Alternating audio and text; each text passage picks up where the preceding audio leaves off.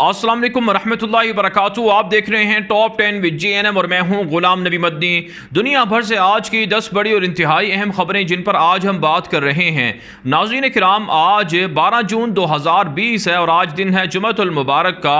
ये top 10 with JNM का evening show है। खबरों का सिलसिला शुरू कर लेते हैं। जो आज की पहली बड़ी खबर है, नाज़रीन किराम, भारत और नेपाल के मबैन जारी तनाज़े के हवाले से है। ताज़ा तरीन इतलात सामने आ रही हैं कि नेपाल और भारत की फ़ौजों के दरमियान सरहद पर लड़ाई हुई है और इसमें नेपाली फ़ौज की फायरिंग से कम अज़ कम 2 भारतीय फ़ौजी मारे गए हैं और साथ साथ कई ज़ख्मी हुए हैं और कई भारतीय फ़ौजियों की गिरफ्तारी की भी खबरें और इतलात सामने आ रही हैं।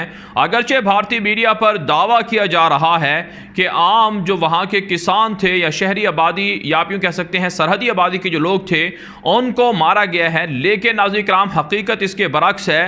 दरअसल हुआ यह है कि भारत की फ़ौजों ने जो नेपाल के साथ सरहदी तनाज़ा काला पानी वाले इलाके में जारी है, वहाँ पर सरहदी हुदूद की खिलाफ वर्जी की है। वो इलाका जहाँ पर पहले भारत ने कब्ज़ा जमाया हुआ था, नेपाल ने नया नक्शा जारी किया, उस इलाके को अपना हिस्सा तस्वुर किया और करार दिया। यही वजह है नाज़रीन किराम, नेपाल ने अपनी फ़ौज को भी हुक्म दे रखा था कि अगर इस मर्तबा भारतीय फ़ौजें ये लाइन क्रॉस करें, ये बॉर्डर क्रॉस करें तो उन्हें सबक सिखा दिया जाए। यही वजह है नाज़रीन किराम, भारत की फ़ौजों ने, भारतीय फ़ौजियों ने एक मर्तबा फिर माजी की तरह उसी लाइन को क्रॉस करने की कोशिश की जो मुतनाज़ा थी। तो इस पर भारतीय फ़ौजियों पर नेपाली फ़ौज के सरहदी जो सिक्योरिटी के लोग थे उन्होंने फायरिंग कर दी, जिसमें वो मारे गए हैं और कई ज़ख्मी हुए हैं और कई गिरफ्तार हुए हैं। यूँ नाज़रीन किराम, भारत और नेपाल के मबैन जो सरहदी कशीदगी है वो बढ़ चुकी है। इस तरह से नाज़रीन किराम, हम आपको एक दिन पहले भी बता चुके हैं कि नेपाल और भारत के दरमियान किसी भी वक्त जंग हो सकती है और नेपाल के वज़ीर आज़म ने भी पार्लियामेंट से नया नक्शा मंजूरी के वक्त ये धमकी दी थी भारत को कि भारत बाज रहे, इस मर्तबा वो उनके किसी भी तसल्लुत में नहीं आएंगे। और नेपाल की पुष्ट पर चाइना खड़ा है, तो यूँ नेपाल और चाइना मिलकर भारत को घेर चुके हैं और मोदी दहशतगर्द भारत को न सिर्फ तोड़ रहे हैं बल्कि अपने फ़ौजों को भी मरवाने के लिए चीन से, पाकिस्तान से, नेपाल से पंगा ले रहे हैं। आगे बढ़ लेते हैं नाज़रीन किराम, जो आज की दूसरी बड़ी खबर है ये भारत और चीन के मबैन जारी तनाज़े के हवाले से है। नाज़रीन किराम, भारतीय मीडिया मुसलसल झूठ बोल रहा है कि लाइन ऑफ एक्चुअल कंट्रोल जो है वहाँ से चीन ने अपनी फ़ौजें पीछे हटा ली हैं। हालांकि ऐसा कुछ भी नहीं हो रहा। LAC जो भारत और चाइना की फ़ौजों के मबैन सरहदी इलाका है वहाँ पर फ़ौजें बढ़ रही हैं। भारत 250 किलोमीटर से ज़ायद एक तवील सड़क तामीर कर रहा है जिस पर चीन को एतराज़ है। लद्दाख का ये इलाका है जहाँ पर पुल और सड़क तामीर जारी है उसकी, और उस पर तेज़ी से भारत ने काम भी बढ़ाया है और साथ साथ अपनी मज़ीद जो लेबर फोर्स है वहाँ पहुँचा दी है।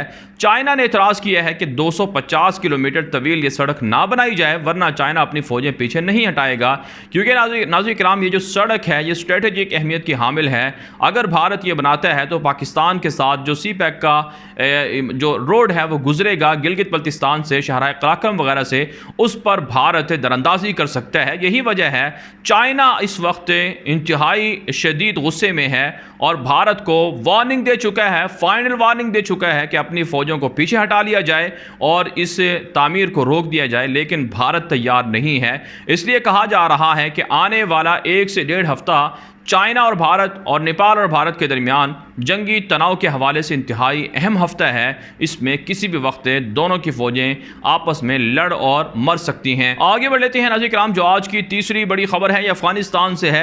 इंतहाई अफसोसनाक वाक़या आज पेश आया। जुमे की नमाज के अंदर जो शेर शाह सूरी मस्जिद थी काबुल के अंदर, उसमें धमाका किया गया जिसमें इमाम मस्जिद समेत तकरीबन 4 के करीब लोग, जिस वक्त मैं वीडियो रिकॉर्ड कर रहा हूँ, शहीद हो गए और काफ़ी लोगों के ज़ख्मी होने की इत्तला सामने आ रही हैं। नाज़रीन किराम, तालिबान ने इस हमले की मज़म्मत की है। तालिबान को बदनाम करने के लिए या तालिबान के हिमायत याफ्ता या उनके हिमायती लोगों को रास्ते से हटाने के लिए CIA, ब्लैक वाटर्स, दाइश और अफ़गानिस्तान के कठपुतली हुक्मरान मस्जिदों पर हमले करना शुरू कर दिए हैं। यही वजह है नाज़रीन किराम, चंद दिन पहले भी एक ग्रीन जोन के अंदर वाक़ मस्जिद पर हमला हुआ था और अब नाज़रीन किराम ये हमला हुआ है काबुल की एक मशहूर मस्जिद पर, जहाँ पर पेश इमाम समेत कई लोग उसमें शहीद हो गए हैं। आप जानते हैं नाज़रीन किराम, भारत के और इसी तरह से अशरफ गनी के कठपुतली हुक्मरानों के आपस में राब्ते हैं, नहीं चाहते कि वो अफ़गानिस्तान से अमेरिका निकले, तालिबान की हुकूमत आए, इमारत इस्लामिया कायम हो। यही वजह है ब्लैक वाटर, CIA के करिंदे और भारत की रॉ एजेंसी, दाइश के जंगजू या दहशतगर्द वहाँ अफ़गानिस्तान की निहत्ती अवाम पर हमले करना शुरू कर दिए हैं ताकि खाना जंगी बढ़े और तालिबान की हुकूमत ना आए और बैनुल अफ़गान मुज़ाकरात का राउंड शुरू ना हो। जैसे जैसे अफ़गानिस्तान पर तालिबान की हुकूमत आने करीब हो रही है, वैसे वैसे साजिशें भी तेज़ हो चुकी हैं। लेकिन तालिबान ने कहा है कि इन साजिशों से निपटा जाएगा। काबुल इंतज़ामिया अगर अवाम की और मस्जिदों की हिफाजत नहीं कर सकती तो फ़ौरन हट जाए। तालिबान ने कहा कि हमारी इमारत इस्लामिया अफ़गानिस्तान की अवाम की मसाजिद की, मदारिस की हिफाजत करना जानती है। जबकि तालिबान की आज भी कार्रवाइयाँ जारी रही, 5 से ज़ायद लोगों को मार दिया गया, कई चौकियाँ फतह भी हुई हैं और तकरीबन 10 से ज़ायद एहलकारों ने तालिबान के सामने आज भी सरेंडर किया है। आगे बढ़ लेते हैं नाज़रीन किराम, जो आज की चौथी बड़ी खबर है ये मकबूजा कश्मीर से है। भारत की जाबिराना कब्ज़े, भारत की वहशियाना हमलों के ख़िलाफ़ आज मकबूजा कश्मीर के अंदर डिस्ट्रिक्ट इस्लामाबाद के अंदर बड़े पैमाने पर एहतजाजी मुजाहरा किया गया, जिसमें भारत की गासिबाना कब्ज़े को मुस्तरद किया गया और हाल ही में जो वहाँ पर लोगों का कत्लेआम जारी है उस पर शदीद मजम्मत की गई। दूसरी जानब नाज़रीन किराम, भारत और अमेरिका के दरमियान मजहबी आज़ादी के हवाले से या अक़लियतों के हवाले से जो भारत के अंदर कश्मीर के अंदर जुल्म हो रहा है, इस हवाले से भारत और अमेरिका के दरमियान जो तनाव है, ये कशीदगी है, बढ़ चुकी है। भारत ने अमेरिका के एक कमीशन है बराए मजहबी आज़ादी, उसको वीज़े देने से इनकार कर दिया है, जिसके बाद अमेरिका भी भारत पर पाबंदियाँ लगा सकता है। भारत की अहम शख्सियात को वीज़े देने से अमेरिका भी इनकार कर सकता है, क्योंकि जो आज़ादी बराए मजहबी उमूर है वहाँ का, या आप यूँ कह सकते हैं कि कमीशन बराए मजहबी आज़ादी है अमेरिका का, उसने रिपोर्ट जारी की थी कि CAA और इसी तरह से दीगर काले कवानीन के ज़रिए से कश्मीरियों की और मुसलमानों की, भारतीय मुसलमानों की आवाज़ को मोदी हुकूमत दबा रही है। आगे बढ़ लेते हैं नाज़रीन किराम, जो आज की 5वीं बड़ी खबर है ये ईरान सऊदी अरब के ताल्लुकात के हवाले से अक़वाम मुत्तहिदा की ताज़ा रिपोर्ट जारी हुई है, जिसमें कहा गया है कि सऊदी अरामको या सऊदी अरब के तेल के कुओं पर जो गुज़श्ता साल हमला हुआ था वो ईरान से किया गया था और ईरानी मिसाइल उसमें इस्तेमाल हुए थे। सऊदी अरब ने अक़वाम मुत्तहिदा की इस रिपोर्ट को सराहा है और मुतालबा किया है कि ईरान के ख़िलाफ़ पाबंदियाँ लगाई जाएँ, क्योंकि ईरान खित्ते के अंदर बिलखुसूस सऊदी अरब की सलामती के लिए एक बड़ा ख़तरा बनता जा रहा है। आगे बढ़ लेते हैं नाज़रीन किराम, जो आज की छठी बड़ी खबर है ये इराक़ और अमेरिका के ताज़ा ताल्लुकात के हवाले से है। नाज़रीन किराम, इत्तला सामने आ रही हैं कि अमेरिका ने इराक़ी हुकूमत से नया इत्तिफ़ाक़ किया है, नया एग्रीमेंट किया है कि अमेरिका अपनी फ़ौजें जल्द इराक़ से वापस बुला लेगा। मुस्तकिल तौर पर अमेरिका ना तो अपनी फ़ौजी वजूद को इराक़ में रखना चाहता है और ना ही वहाँ पर अमेरिका अपने फ़ौजी अड्डे बरकरार रखना चाहता है। इस हवाले से जो नई हुकूमत है इराक़ की, मुस्तफ़ा काज़मी की, उनके बारे में कहा जाता है कि वह अमेरिका नवाज़ हैं, अमरीकियों के करीब हैं और वो भी अमेरिका के साथ मामलात को आगे बढ़ा रहे हैं ताकि अमरीकी अफवाज को पुरअमन इनखला का मौका मिल सके। दूसरी जानब अमेरिका ने मुतालबा किया है कि इराक़ के अंदर मौजूद ईरान नवाज़ मलिशियाएँ या जंगजुओं को कम किया जाए और दाइश के ख़िलाफ़ जो लड़ने में मदद होगी वो अमेरिका इराक़ की हुकूमत को देता रहेगा। हालांकि नाज़रीन किराम, आप जानते हैं सद्दाम हुसैन की हुकूमत का तख्ता उलटने के लिए अमेरिका आया था और हदफ वहाँ के पेट्रोल, वसाइल, कुओं को तबाह करना था और वहाँ के मुसलमानों की जो एक मजबूत हुकूमत थी उसे ख़त्म करना था और इराक़ पर इसराइल के कब्ज़े को मुस्तहकम करवाना था, जो अब एक तरह से तेज़ी से आगे बढ़ रहा है। आगे बढ़ लेते हैं नाज़रीन किराम, जो आज की 7वीं बड़ी खबर है यह तुर्की से है। तुर्की के अंदर मौजूद इस्तंबुल में वाक़ अमरीकी कौंसल खाने के एक मुलाजिम को, जिनका नाम मतीन बताया जाता है, 2017 में गिरफ्तार किया गया था। उन पर इल्ज़ाम था कि वो गोलन की मदद कर रहे हैं। फतहुल्लाह गोलन, जिस पर इल्ज़ाम है कि 2016 के अंदर बगावत हुई थी और तुर्की के सदर रजब तैयब एर्दोगान की हुकूमत का तख्ता उलटने की फ़ौज के ज़रिए से कोशिश की गई थी। इसमें फतहुल्लाह गोलन के लोग मुलव्विस थे। अमरीकी कौंसल खाने के अंदर एक मुलाजिम काम करते थे तुर्की के, उन पर इल्ज़ाम था कि उन्होंने भी फतहुल्लाह गोलन की मदद की है। तो तुर्की की अदालत ने 8 साल से ज़ायद कैद की सज़ा सुनाई है, जिस पर अमरीका ने तुर्की से एहतजाज किया है कि क्यों इस शख्स को सज़ा सुनाई गई है। जबकि तुर्की की हुकूमत ने कहा है कि जितने भी बागी होंगे, जितने भी गद्दार होंगे, उनको इसी तरह से कड़ी सज़ाएं सुनाई जाती रहेंगी। आगे बढ़ लेते हैं नाज़रीन किराम, जो आज की 8वीं बड़ी खबर है ये अमेरिका और शुमाली कोरिया के ताल्लुकात के हवाले से है।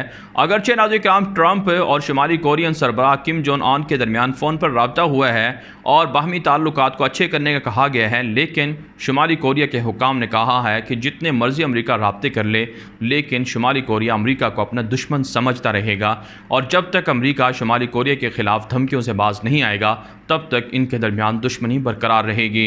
आगे बढ़ लेते हैं नाज़रीन किराम, जो आज की 9वीं बड़ी ख़बर है ये नाज़रीन किराम लुबनान से है। लुबनान इस्लामी दुनिया का एक इंतहाई अहम मुल्क है। वहाँ पर पुरतशद्दुद मुज़ाहरों के अंदर आज 39 से ज़ायद लोग ज़ख्मी हो गए हैं, पुलिस के साथ झड़पें हुई हैं ये मुजाहिरीन की। और उसकी बुनियादी वजह यह है कि वहाँ पर एक तो हसन नसरुल्लाह की जो हिज़्बुल्लाह है वो अमन व अमान को ख़राब कर रही है, दूसरी वजह यह है कि वहाँ पर वो जो माशी बहरान है वो तेज़ी से बढ़ रहा है, उसे कम करने के लिए, लोगों को रोज़गार फराहम करने के लिए वहाँ की हुकूमत कोई इक़दाम नहीं कर रही है।